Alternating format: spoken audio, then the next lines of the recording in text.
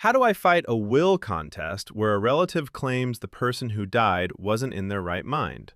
In most cases, that kind of challenge focuses on whether the person had enough mental ability at the exact time the will was signed.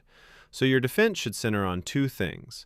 First, proving the will was properly signed and witnessed, and second, gathering strong, neutral evidence tied closely to the signing date. Start by securing the original signed will, identifying the two witnesses, and confirming whether the will was self-proved with a notarized affidavit. A properly executed, self-proved will can make it easier to prove the signing was done correctly, but it does not automatically end a mental capacity challenge.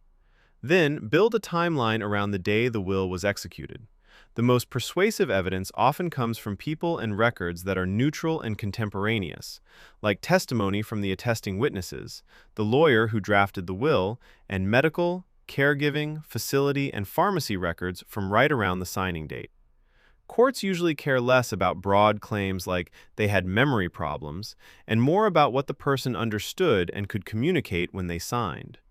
Procedurally, the challenge is commonly brought through a caveat filed in the estate file, and there are deadlines, often up to 3 years after probate in common form, so it is important to check the estate file quickly and respond correctly.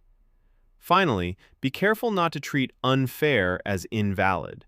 Even an unexpected will can be valid if it was properly executed and the person had capacity at signing.